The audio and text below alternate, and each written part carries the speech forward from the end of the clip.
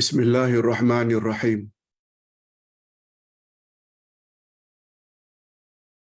Alhamdulillah nahmaduhu wa nasta'inuhu wa nastaghfiruh.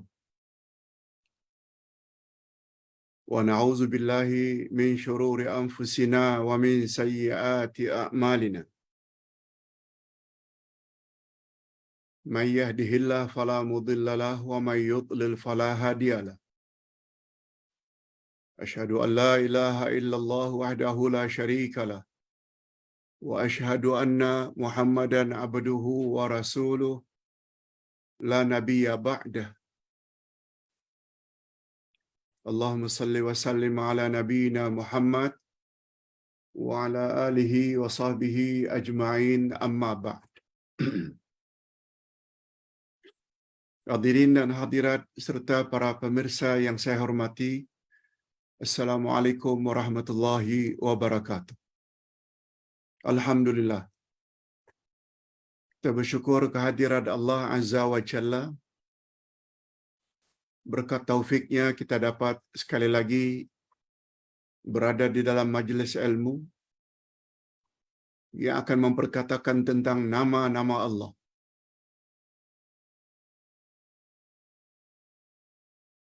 Malahan nama Allah kita pelajari hari ini bukan hanya dalam kuliah duha, tapi juga nanti insya-Allah kita akan pelajari pada waktu zuhur jam 1. Hari ini kita ada 2 sesi. Sesi pertama kuliah duha yang akan membahas nama Allah Al-Muhaimin, dan kuliah zuhur nanti bermula jam 1. Kita akan belajar pula nama Allah Asy-Syakir Wasy-Syakur.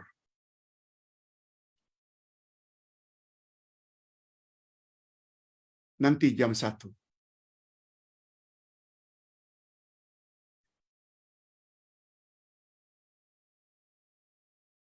Baik, pada sesi kuliah duha ini kita akan isi pula dengan 2 sesi. Pertama, tajuk tentang nama Allah Al-Muhaimin, dan sesi yang kedua menjawab 7 soalan jamaah dengan jawaban yang ringkas, insya-Allah.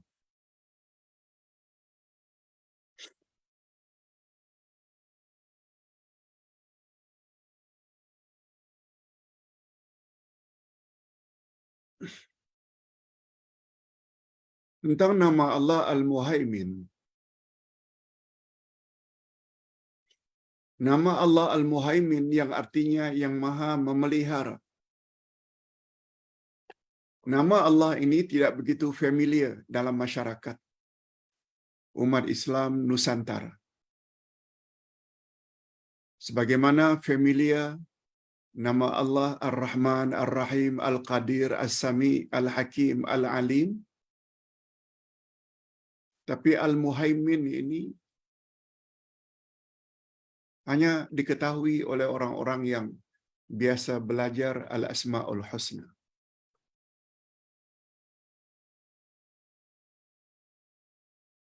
Apa makna Al-Muhaimin? Apakah dalil-dalilnya? Apakah kesan positif terhadap diri seseorang yang mengetahui nama Allah Al-Muhaimin? Itu yang akan kita bincang dalam masa 35 minit berikut ini, insya-Allah. Pertama, tentang dalil. Terdapat di dalam Al-Quranul Karim nama Allah Al-Muhaimin ini disebut dengan jelas di dalam surat Al-Hasyr ayat 23. Ayat 23 Al-Hasyr. Ayat ini kita selalu dengar. A'udzubillahi minasyaitonirrajim. Huwallahu alladzi la ilaha illa huwal malikul quddusus salamul mu'min. Assalamul mu'minul muhaiminul azizul jabbarul mutakabbir. Subhanallahi amma yusyrikun. Salah satu dari nama Allah di dalam ayat tersebut yang merupakan ayat yang paling banyak Allah sebut nama-namanya sampai 7-8 nama Allah, yaitu nama Allah Al-Muhaimin. Dialah Allah, tiada Tuhan yang berhak disembah melainkan Dia. Al-Malik, Dia adalah Raja. Al-Quddus, Dia Maha Suci. As-Salam, Dia Maha Penyelamat. Al-Mu'min, Dia Maha Pemberi keamanan. Al-Muhaimin, Dia yang Maha Memelihara. Al-Aziz, yang Maha Mulia atau Maha Pengasih. Al-Jabbar,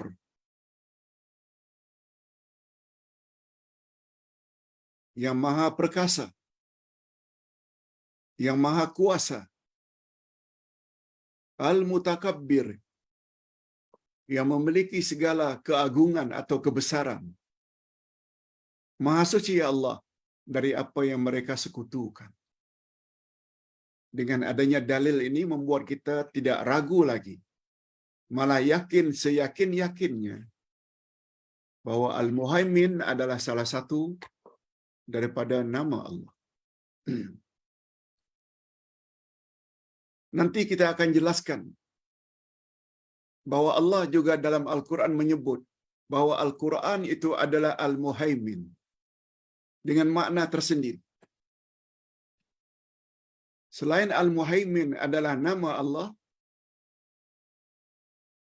Allah juga pernah menyebut Al-Quranul Karim itu adalah Al-Muhaimin. Nanti kita akan jelaskan.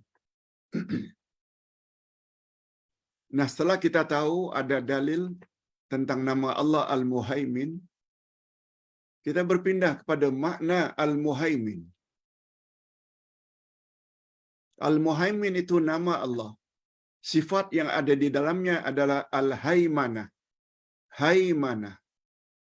Sebagaimana Al-Hayyu itu nama Allah Maha Hidup, sedangkan sifat di dalam Al-Hayyu hayat.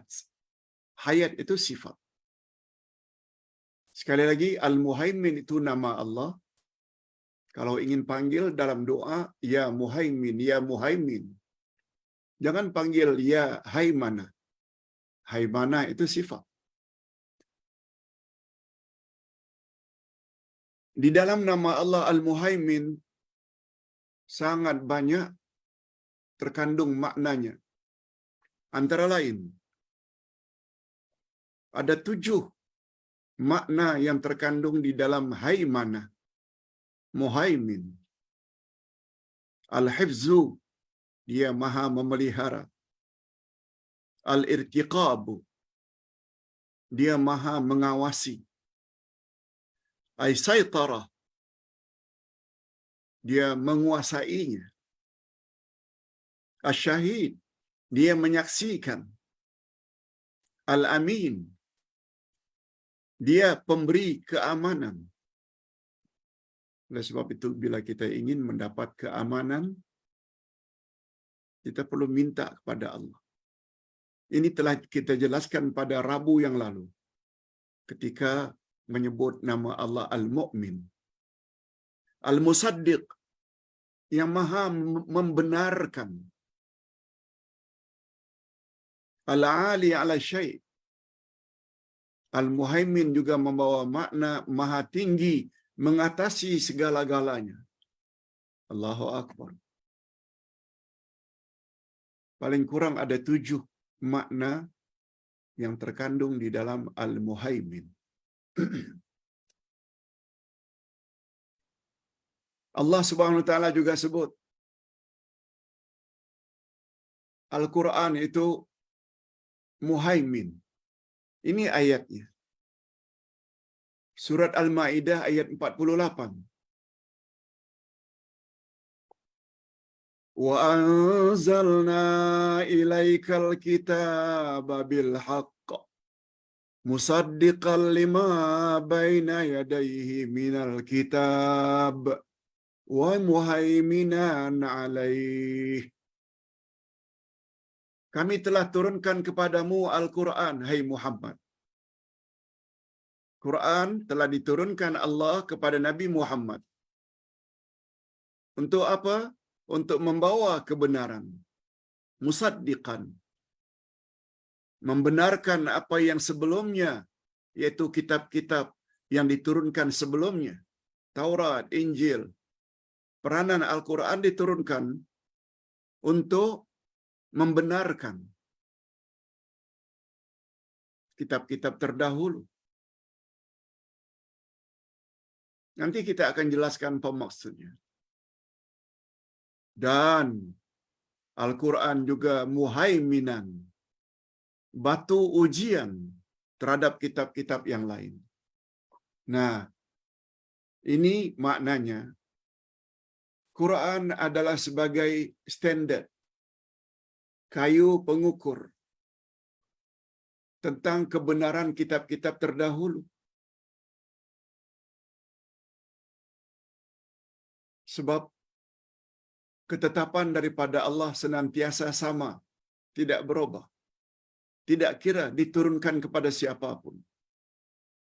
Terutama tentang tauhid. Terutama tentang kewajiban beribadat hanya kepada Allah. Ustaz buat contoh. Orang-orang Kristian hari ini mendakwa Tuhan itu ada 3. Ada Tuhan Bapa, ada Tuhan Anak, dan ada Rohul Kudus. Quran menyebut dalam surat Al-Ikhlas, Qul huwallahu ahad. Allah itu tunggal. Allah itu esa. Lalu dijelaskan pada ayat-ayat berikutnya, lam yalid wa lam yulad. Dia tidak beranak dan tidak diperanakkan. Oleh sebab itu dakwaan orang-orang Kristian hari ini mendakwa Tuhan ada anak yang bernama Isa, langsung tertolak. Itu maksudnya Quran sebagai muhaimin. Pahaman Trinity, Tuhan Bapa, Tuhan Anak, Rohul Kudus. Quran mengatakan bahawa at-tatslitsu, yaitu Trinity, syirkon, itu adalah pahaman syirik. Itu maksudnya. Al-Quran sebagai muhaimin, yaitu sebagai kayu pengukur. Di sinilah beruntungnya kita umat Nabi Muhammad sallallahu alaihi wasallam yang dianugerahkan oleh Allah selain baginda Nabi Muhammad sallallahu alaihi wasallam juga Al-Quran. Dan kelebihan Al-Quran berbanding kitab-kitab terdahulu, Quran tidak boleh dipalsukan. Sebagaimana firman Allah pada ayat 9 surat Al-Hajj, wa anzalna ilaika dzikr.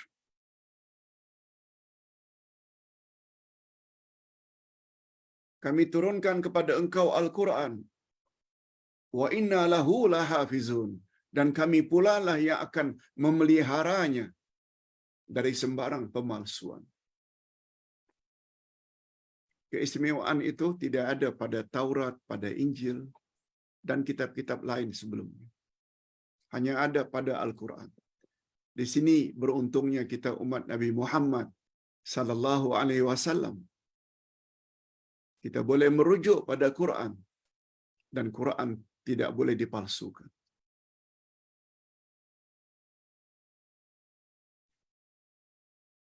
Jadi Al-Quran dikatakan sebagai Al-Muhaimin karena Quran adalah saksi, syahid. Quran adalah hakim, penentu. Quran adalah amin, yaitu sesuatu yang boleh dipercayai, yang membuat kita menjadi aman dalam berkeyakinan, aman dalam beramal. Itu makna muhaimin. Adapun pandangan yang mengatakan muhaimin itu merujuk kepada Nabi Muhammad sallallahu alaihi wasallam, walaupun maknanya betul, Nabi Muhammad adalah orang yang paling benar, Nabi Muhammad sebagai saksi, Nabi Muhammad memberi kita keamanan dalam berkeyakinan dan beramal, tetapi ayat itu merujuk kepada Nabi Muhammad kurang tepat. Yang tepatnya muhaimin di sini adalah sifat bagi Al-Quran. Itu sebabnya kalau kita ingin selamat daripada kesesatan, balik pada Quran. Balik kepada Nabi Muhammad sallallahu alaihi wasallam. Syekh Abdul Rahman As-Sa'di berkata, Al-Quran dinamakan Al-Muhaimin karena Al-Quran mengandungi segala pokok ajaran Allah dalam kitab-kitab terdahulu. Semua kitab-kitab terdahulu menyuruh sembahlah Allah yang Maha Esa. Oleh sebab itu siapa yang buat syirik, itu bermakna tak betul dakwaan mereka. Sebagaimana kita sebutkan tadi tentang pahaman orang-orang Nasrani, Isa anak Tuhan, pahaman orang-orang Yahudi, Uzair anak Tuhan, tidak betul. Bagi kita, Nabi Muhammad bukan Tuhan. Nabi Muhammad bukan anak Tuhan. Oleh sebab itu, kita tidak boleh membesarkan Nabi Muhammad melampaui batasan. Sebagaimana melampaui batasan orang-orang Yahudi dan Nasrani.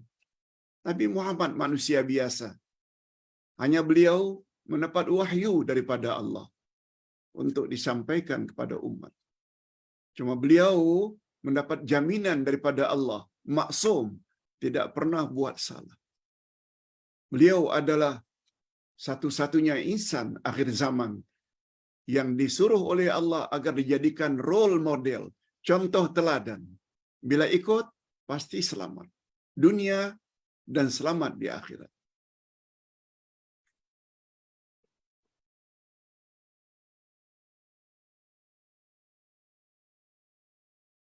Jadi ringkasnya, Al-Quran sebagai muhaimin, segala kenyataan orang-orang Yahudi dan Nasrani yang mendakwa kononnya Taurat cakap begini, Injil cakap begini, kita boleh terima. Selagi dengan syarat bila yang mereka sampaikan itu bersesuaian dengan kehendak Al-Quran. Tapi apa yang mereka perkatakan ternyata bercanggah dengan Al-Quran, kena tolak, kena buang, tak boleh terima. Bila ditanya apa sebab? Sebab Quran adalah muhaimin, standard, kayu pengukur kebenaran. Alhamdulillah, beruntungnya kita umat Nabi Muhammad sallallahu alaihi wasallam yang selalu dan senantiasa merujuk kepada Quran dan hadis Nabi sallallahu alaihi wasallam. Nama Allah Al-Muhaimin membawa makna yang sangat banyak. Sangat banyak sebagaimana yang Ustaz sebutkan pada awal tadi. Nama Allah Al-Muhaimin membawa makna yang sangat banyak. Di sini Ustaz tuliskan ada 5. Ustaz sebut secara ringkas. Pertama sekali, ia membawa makna syahid, yaitu Allah menyaksikan apa saja yang muncul dari makhluknya. Sama ada dalam bentuk ucapan, sama ada dalam bentuk perbuatan, malah sampai-sampai apa yang ada di dalam hati, rohani, yang batin, juga Allah menyaksikan. Itu makna muhaimin. Yang pertama. Yang kedua, Allah itu Ar-Raqib. Ar-Raqib maknanya Allah menguasai makhluk dengan kodratnya. Allah mengawasi.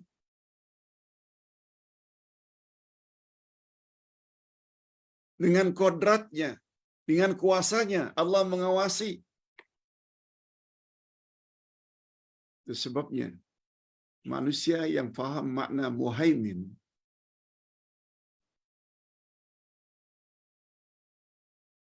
yang dia sangat takut hanya kepada pengawasan Allah.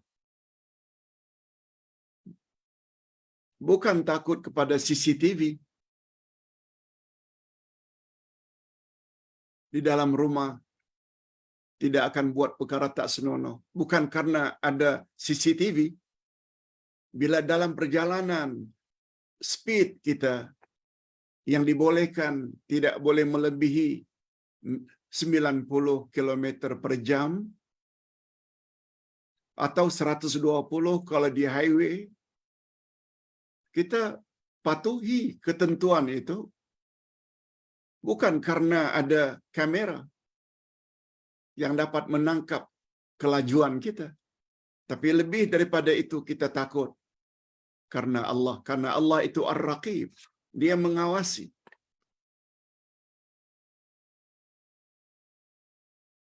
Itu sebabnya kita berada di tengah-tengah keluarga atau ketika berada di outstation atau sedang berada di overseas. Kalau salat, kita tetap salat.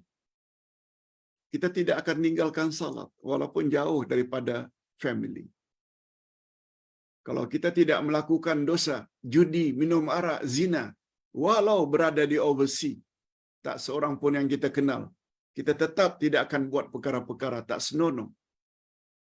Sebab yang menyebabkan kita meninggalkan perkara-perkara tersebut, karena Allah itu Raqib, mengawasi senantiasa. Allahu Akbar. Ini yang dimaksudkan oleh Sayyidina Ali, awwaluddin ma'rifatullah. Awal-awal agama kenal Allah. Antara lain melalui al-asma'ul husna. Kita akan jadi orang baik insya-Allah bila kita faham dan yakini satu demi satu nama-nama Allah. Selanjutnya yang ketiga, al-muhaimin mengandung makna al-mu'min. Allah memberi keamanan kepada siapa-siapa yang dia kehendaki. Oleh sebab itu, andai kata kita ingin mendapat keamanan, ketenangan, ketenteraman, minta pada Allah. Hanya dia saja yang boleh memberi keamanan.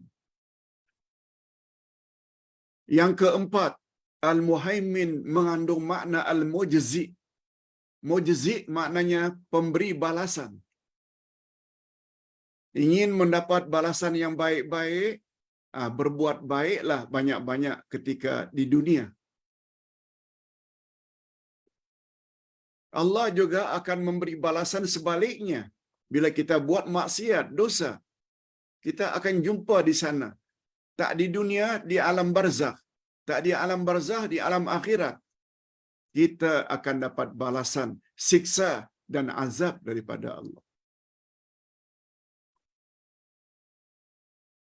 Itu makna al-muhaimin yang keempat, iaitu yang maha pemberi pembalasan. Ingat kaedah dalam ilmu akidah, al-jaza' min jinsil amal. Pembalasan yang kita perolehi senantiasa setimpal dengan amal kita. Rajin attend kelas.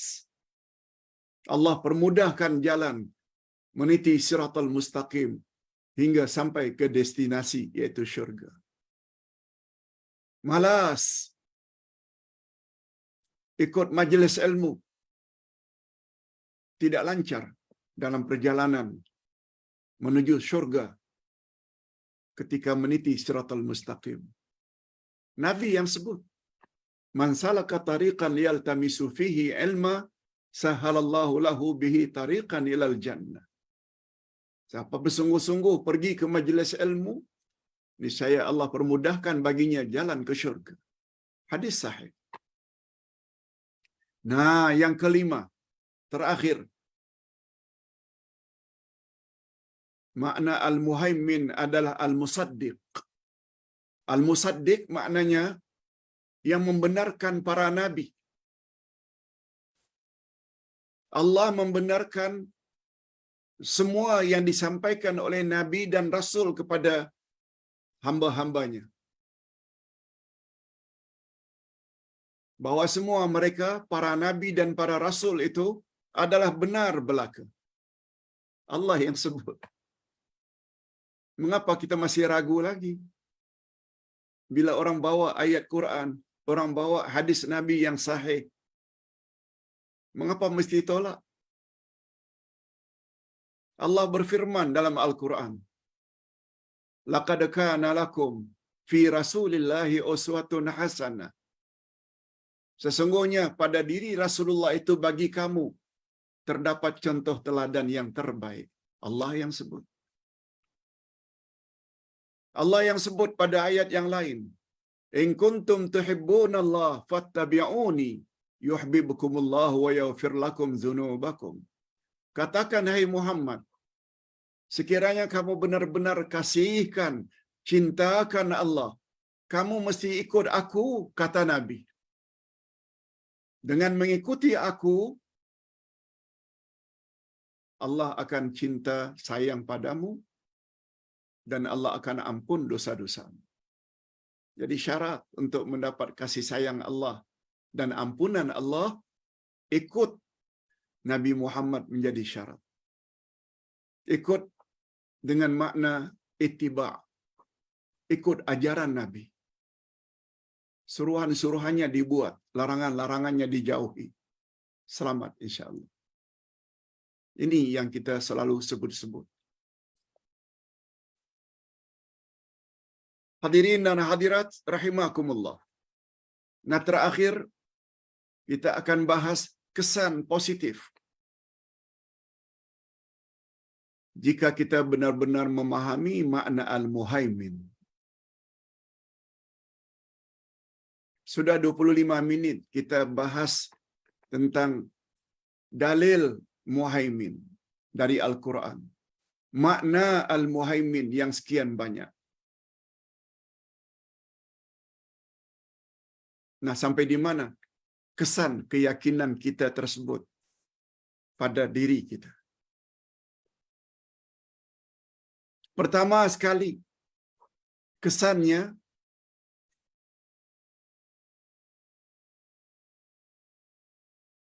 dia akan jadi orang yang senantiasa takut melanggar ketentuan Allah, hukum hakam Allah. Dengan kata lain, dia akan jadi insan yang bertakwa. Sebab takwa maknanya buat suruhan Allah, jauhi larangan Allah. Itu makna takwa. Sebagaimana yang disebut oleh Sayyidina Ali, al-imtithalu bil awamir wal ijtinabu bin nawahi. Takwa ialah kamu buat apa yang Allah suruh dan kamu jauhi apa yang Allah larang. Mengapa kita buat suruhan Allah dan jauhi larangan Allah? Karena takut. Kepada siapa? Pada Allah. Mengapa Allah perlu ditakuti? Sebab dia muhaimin. Dia menyaksikan. Dia mengawasi.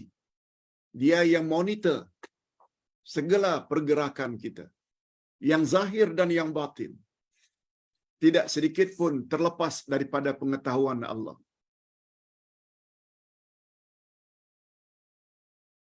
Hadirin dan hadirat, kita takut tak buat maksiat di hadapan ayah dan ibu? Takut. Kita takut tak buat perkara-perkara tak senonoh di depan pasangan, isteri atau suami? Kita takut tak buat perkara tak senonoh di depan bos? Jawabnya takut. Mengapa takut? Karena ibu bapa orang yang kita sayangi. Orang yang banyak jasa. Pasangan juga banyak jasa. bos, majikan, banyak jasa. Oleh sebab itu, kita merasa tak patut buat perkara tak senonoh di hadapan mereka. Kalau itulah dasarnya, takut buat maksiat di depan ibu bapa, di depan pasangan, di depan bos. Karena kita sayang mereka. Jasa mereka sangat banyak. Padahal jasa mereka tak seberapa bila dibanding dengan jasa Allah. Bila dibandingkan dengan kebaikan Allah Subhanahu wa taala. Mengapa tak malu buat maksiat? Allah mengetahui anytime, anyway. Tak kira di mana kita berada. Tak kira bila masanya. Siang, malam, pagi, petang, semuanya Allah tahu. Lalu mengapa tidak takut pada Allah? Di belakang ibu bapa, di lapang, di belakang pasangan, di belakang majikan, buat perkara tak senonoh. Okeylah, ibu bapa, pasangan dan majikan boleh kita tipu sebab pengetahuan mereka terbatas. Tapi Allah tahu segala-galanya. Mengapa tak segan? Itu semua disebabkan karena iman tak mantap terhadap nama-nama Allah.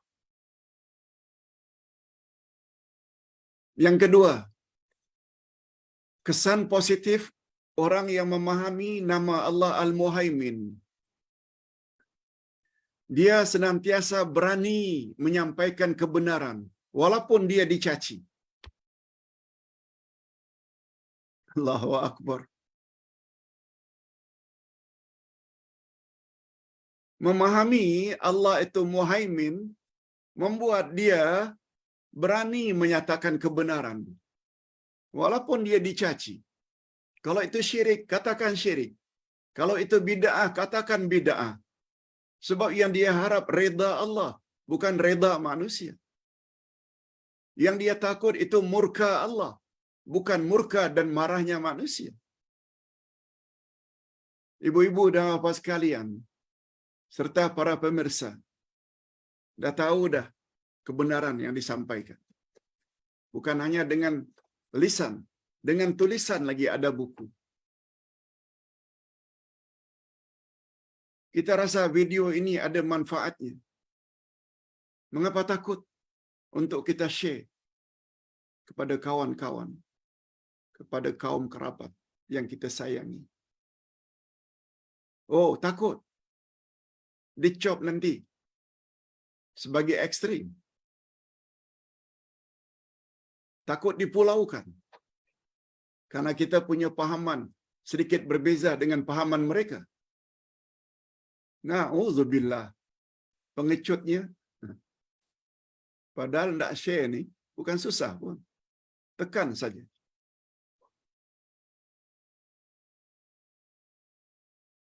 Alhamdulillah, berkat memahami nama Allah Al-Muhaimin, kita tak takut apa orang cakap. Yang penting bagi kita Allah redha pada kita. Nabi Muhammad sallallahu alaihi wasallam sayang kita. Dan kelak kita di akhirat akan dibela oleh Allah, akan dibela oleh Nabi Muhammad sallallahu alaihi wasallam. Kesan yang ketiga,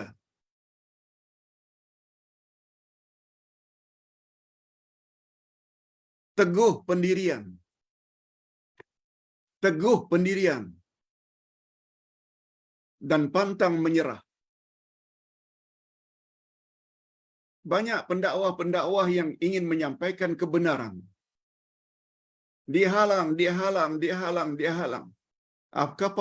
Apakah mereka akhirnya karena dihalang, dicop, digelar yang bukan-bukan, akhirnya give up, serik, berhenti? No. Itu semuanya di antara bukti orang yang tidak faham makna Al-Muhaimin. Coba tengok betapa hebatnya bila kita faham Al-Asma'ul Husna. Ini belum lagi nanti waktu zuhur kita akan bahas nama Allah Asy-Syakir, Asy-Syakur. Nama itu pun tidak kurang hebatnya berbanding Al-Muhaimin. Jangan absent. Walaupun di dalam jadual minggu lalu tidak disebut hari ini ada kelas zuhur, tapi Ustaz diingatkan oleh jamaah bahwa hari ini ada kelas zuhur jam 1 hingga 1.50 yang akan membahas nama Allah Asy-Syakir, Asy-Syakur. Dia tidak akan menyerah.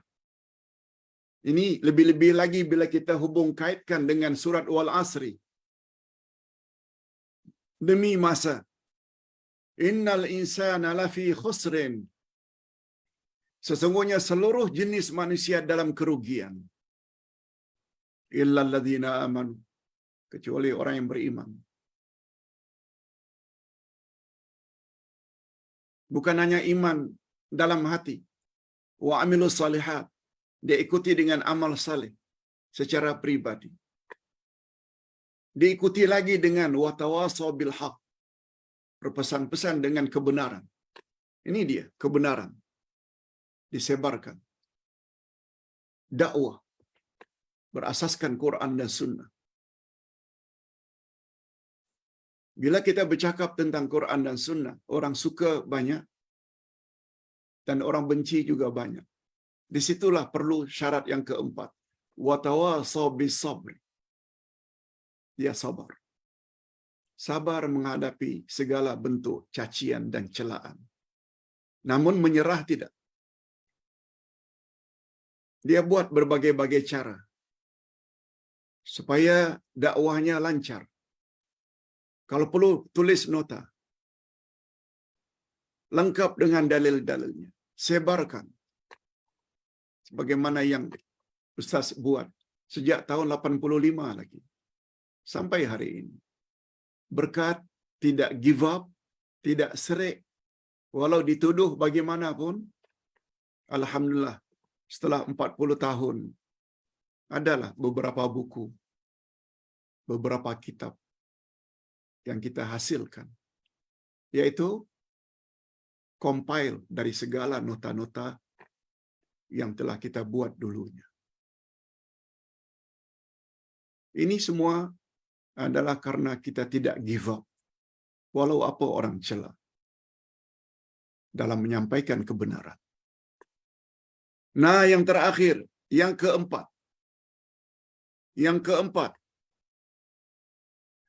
Dia akan senantiasa mengawas dirinya. Dirinya dan ahli keluarganya. Serta kaum kerabatnya. Dari melakukan perkara-perkara yang boleh membinasakan dirinya. Dan orang yang di bawah pengawasannya. Kesannya akan menjadi begitu. Dia akan senantiasa mengawas dirinya. Bukan hanya dirinya.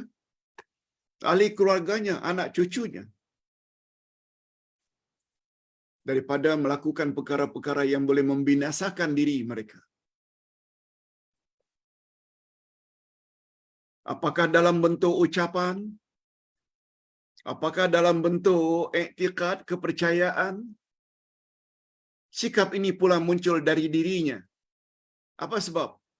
Sebab dia yakin bahwa Allah sangat mengambil berat dengan hamba-hambanya yang membimbing mereka dan membimbing mereka ke arah kebahagiaan di dunia dan di akhirat. Coba lihat ayat 6 dari surat At-Tahrim. Apa kata Allah? Ya ayyuhalladzina amanu. Orang-orang yang beriman. Qu anfusakum wa ahlikum nara. Peliharalah dirimu dan peliharalah ahli keluargamu dari api neraka.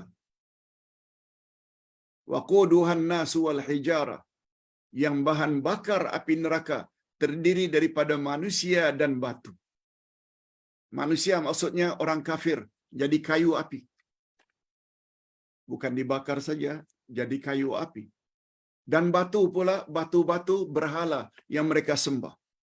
Begitu kata ulama tafsir.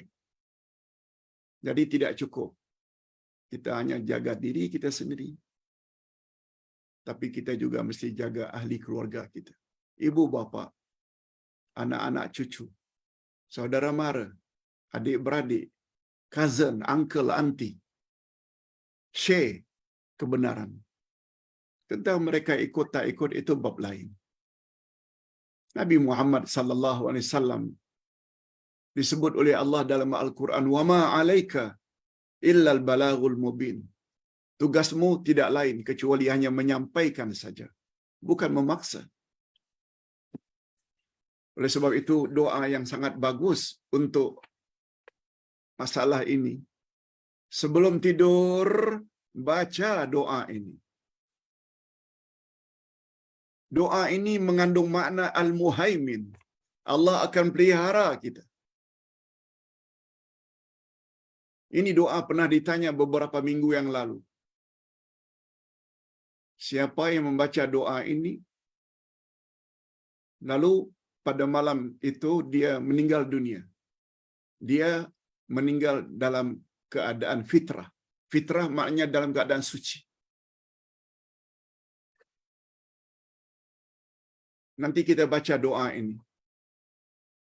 Allahumma aslamtu wajhi ilaik wa fawwadtu amri ilaik wa alja'tu zahri ilaik raghbatan wa rahbatan ilaik la malja'a wa la manja minka illa ilaik. Allahumma amantu bi kitabikal ladzi anzalta wa bi nabiyyikal ladzi arsalta. Maknanya, ya Allah, aku menyerahkan wajahku, menyerahkan diriku kepadamu. Ini kita baca sebelum tidur. Ya Allah, aku serahkan diriku kepadamu. Aku serahkan segala urusanku kepadamu. Aku sandarkan tulang belakangku kepadamu. Maknanya kita serah diri pada Allah. Karena semata-mata mengharap rahmat-Mu dan takut pada siksaanmu. Tidak ada tempat berlindung dan keselamatan daripada ancaman-Mu kecuali hanya kepadamu, ya Allah. Ya Allah, aku beriman kepada kitab-Mu dan aku beriman kebenaran yang dibawa oleh Nabi-Mu yang telah Engkau utus. Rasulullah selanjutnya menyebut fadilat doa ini bila dibaca sebelum tidur. Apabila engkau meninggal dunia di malam itu, maka kamu meninggal dunia dalam fitrah Islam. Fitrah maknanya suci, murni keimanan kita, murni amalan kita. Itu makna fitrah. Fitrah maknanya suci. Bayangkan. Dan jadikanlah bacaan tersebut sebagai akhir perkataan yang kamu ucap pada hari itu. Sebab sebelum itu, setelah itu kita tidur. Atau ingin pilih yang agak pendek sedikit. Juga membawa makna Al-Muhaimin. Allahumma lakal hamdu kullu wa ilaika yarji'ul amru kullu. Itu saja. Juga derajatnya hasan.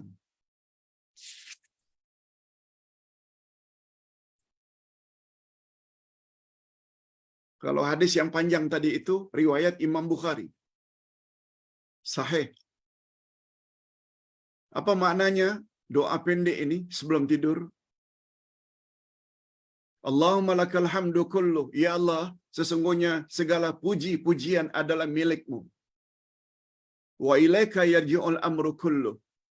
Dan segala urusan hanya kembali kepadamu, ya Allah.